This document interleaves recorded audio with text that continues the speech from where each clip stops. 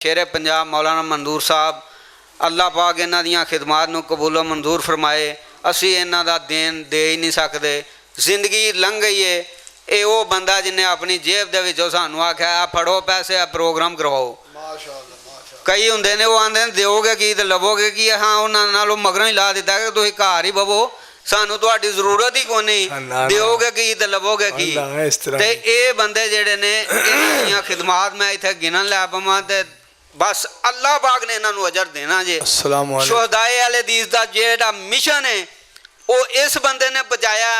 میں سمجھنا انہاں اسی یا انہاں دیاں اولاداں نے نہیں کم کیتا. برسر اقتدار پاویں اولاداں بھی کول ہون. مینوں اودن شیر پنجاب صاحب نے کہا کنوں کنوں بلایا ہی. میں کہا تواڈے ہوندیاں کنوں بلان دی لوڑ ہے. اللہ پاک تانوں جزائے خیر عطا فرمائے. خطیب پاکستان شیر پنجاب نواب اہل حدیث مشن شہدائے اہل حدیث کے ترجمان شیر پنجاب مولانا منظور احمد صاحب, اللہ پاک تانوں جزائے خیر عطا فرمائے تے اپنی گفتگو فرمائے. السلام علیکم ورحمۃ اللہ وبرکاتہ. نحمدہ و نصلی علی رسولہ الکریم اما بعد. الحمدللہ میں نے سب دوستوں بزرگوں عزیزوں اور بھائیوں کی گفتگو کو سنا ہے. مجھے اتنی خوشی ہوئی ہے کہ الحمدللہ شہدائے اہل حدیث کے بارے میں سب کے اتنے پیارے جذبات ہیں, اور واقعی وہ اس قابل تھے کہ ان کے لیے دعا کی جائے, ان کے لیے اچھے کلمات ادا کیے جائیں کہ انہوں نے اپنی جانیں قربان کی ہیں اللہ تعالیٰ کی ذات عظیم کے لیے, اور رسول کریم علیہ السلام کے دین کے لیے انہوں نے اپنی جانیں قربان کی ہیں. میں شکریہ ادا کرتا ہوں شفقت صاحب گرایا صاحب کا اور سعید پٹھی صاحب کا, کیونکہ نبی علیہ السلام کی ذات گرامی نے ارشاد فرمایا من لم یشکر الناس لم یشکر اللہ.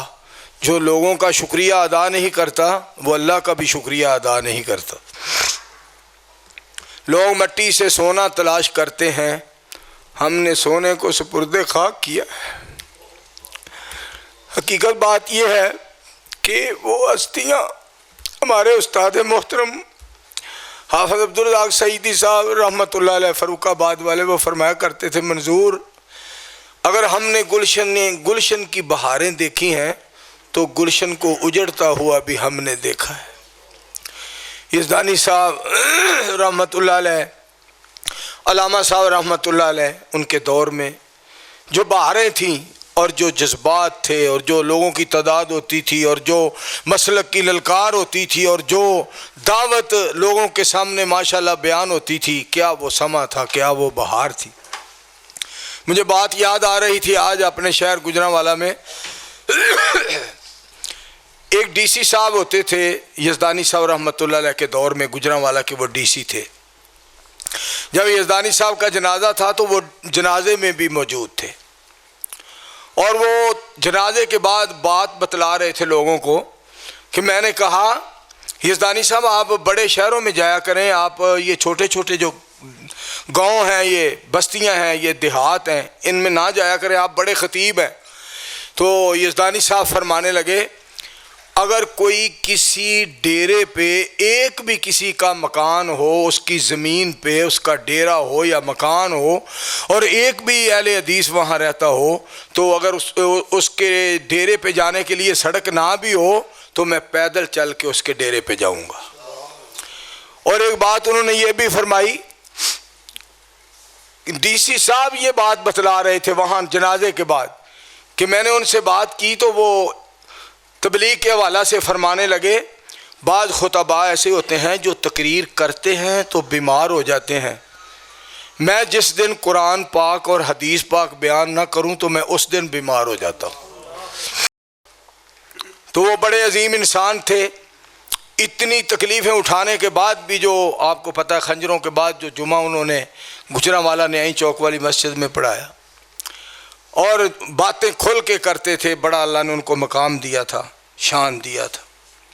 حضرت علامہ احسان الہی ظہیر شہید رحمۃ اللہ علیہ کے بارے میں ہمارے دوست بات کر رہے تھے. میرے ایک بڑے پیارے دوست ہیں مسجد نبوی میں, وہ 40 سال سے زیادہ ان کو مدینہ پاک میں عرصہ ہو گیا, وہ رہتے ہیں, بچوں کو پڑھاتے ہیں مسجد نبوی میں. فرمانے لگے مولانا منظور میں نے اپنی زندگی میں پہلا جنازہ دیکھا ہے آج تک مسجد نبوی میں جتنے جنازے ہوئے ہیں کسی کا نام لے کر جنازہ نہیں پڑھایا گیا. حضرت علامہ شہید رحمۃ اللہ علیہ کے جنازے پہ اعلان ہوا کہ شیخ احسان الہی ظہیر شہید کا جنازہ ہے.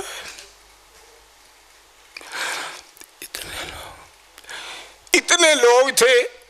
جنازہ ہونے کے بعد جب جنازہ پڑھایا گیا تو عربیوں نے اپنے کاندھوں پہ میت کو اٹھایا ہوا تھا اور اتنے عربی تھے کہ دروازہ مسجد نبوی کا وہاں سے لے کر بقیع کے دروازے تک وہ لائنیں بنا کر کھڑے تھے اور ایسے لگتا تھا علامہ شہید کا جنازہ جو ہے وہ میت جو ہے وہ تیرتی ہوئی ان کے کاندھوں پہ جا رہی. اور عربی جو ہے وہ نعرہ کیا لگا رہے تھے علامہ شہید کے بارے میں, شہید الامہ. جنازہ بھی جا رہا ہے اور شہید الامہ کے الفاظ کہہ رہے ہیں. اور جب جنازہ پڑھانے کے بعد دفن کرنے لگے تو وہ چہرہ اتنا نہیں وہاں دیکھتے, بس دفن کر دیتے. تو اصرار کیا لوگوں نے ہزاروں کی تعداد میں, جو ہزاروں کی تعداد میں دفن کے وقت بقیع میں موجود تھے, وہ کہنے لگے ہم نے چہرہ دیکھنا ہے. تو حضرت علامہ شہید رحمۃ اللہ علیہ کے بارے میں پتہ چلا کہ ان کے والد محترم یہاں موجود ہیں, حاجی ظہور الہی صاحب رحمۃ اللہ علیہ. تو انہوں نے کہا باپ کو لحد میں اتارنے دو. اور اس ٹائم پہ حاجی ظہور الہی صاحب نے یہ بات کہی تھی, احسان الہی میں سمجھتا تھا کہ تجھے پاکستان کے لوگ روئیں گے, مجھے کیا پتا تھا تجھے مکہ مدینہ رو رہا ہے. یہ لوگ تمہیں اللہ نے اتنا مقام دیا ہے, اتنا شان دیا ہے. تو میرے عزیزو آج ہم یاد کرتے ہیں اپنے شہداء کو, ان کا تذکرہ کرتے ہیں اور ان کے بارے میں ہم نے باتیں کی ہیں, ان کے بارے میں ہم نے باتیں سنی ہیں. ہر حقیقت بات ہے تم بڑے خوش نصیب لوگ ہو جو ان کو یاد رکھتے ہو. میں اپنی زندگی میں اپنی بات کرتا ہوں, میں ان کے لیے ان کے مشن کے لیے کچھ نہیں کر سکا, مجھ سے بھی کچھ نہیں ہو سکا, لیکن اللہ کریم نے مجھ سے یہ اپنے فضل سے ضرور کروایا ہے کہ میں نے تنہائی میں بھی ان کے لیے دعائیں کی ہیں اور میں نے جلسوں میں بھی ان کے لیے دعائیں کی ہیں اور میں نے الحمدللہ اپنے گھر میں بیٹھ کے بھی دعائیں کی ہیں اور سفروں میں بھی دعائیں کی ہیں. اور میں اور تو کچھ نہیں کر سکا. میں نے ان کی طرف سے الحمدللہ عمرے بھی کیے ہیں کہ اللہ کسی نہ کسی ادا پہ تو راضی ہو جائے. اور میں اتنا حیران ہوا ایک دفعہ کہ حضرت علامہ شہید رحمۃ اللہ علیہ کے بارے میں ہر مکتبہ فکر جو ہے وہ اتنی محبت, اتنا پیار, اتنا ادب, اتنا احترام. اور اس دفعہ مدینہ المنورہ میں کوئی بات کسی بندے نے کر دی تو میں نے وہاں کہا, میں نے کہا یار شرم کرو, اس طرح کی بات نہ کیا کرو.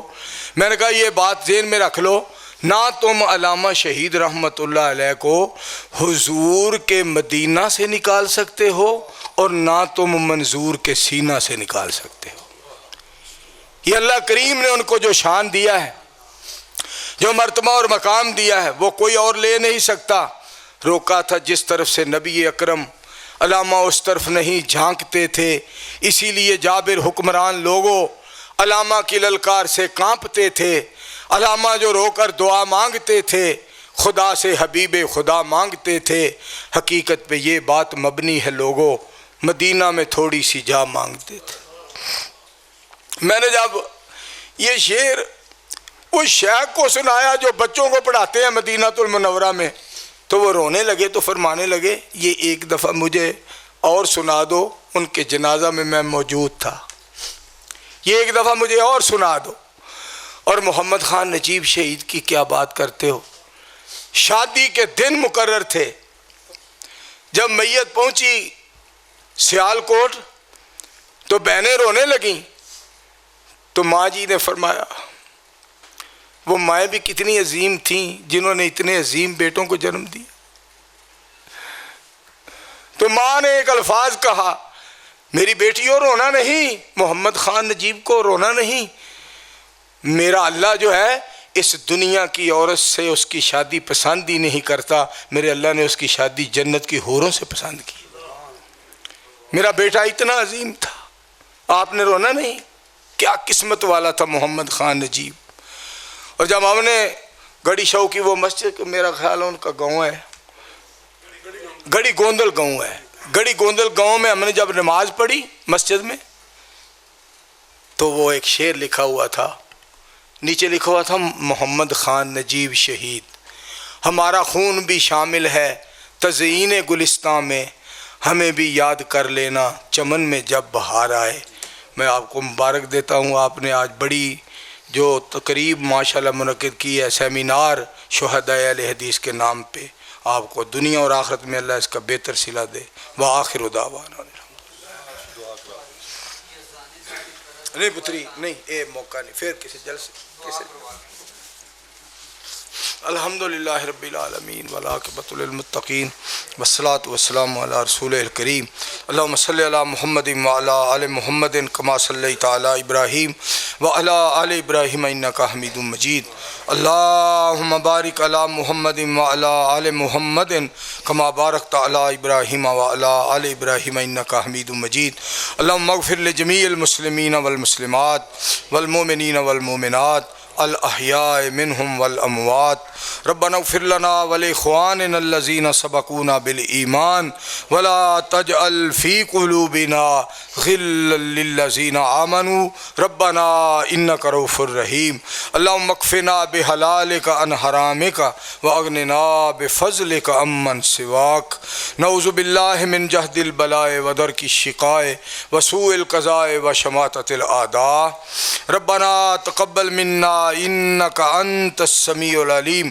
وتب علینا انک انت التواب الرحیم وصلی اللہ تعالی علی رسول خیر خلقہ محمد وعلی آلہ وصحابہ واہل بیتہ وازواجہ وذریاتہ اجمعین برحمتک یا ارحم الراحمین۔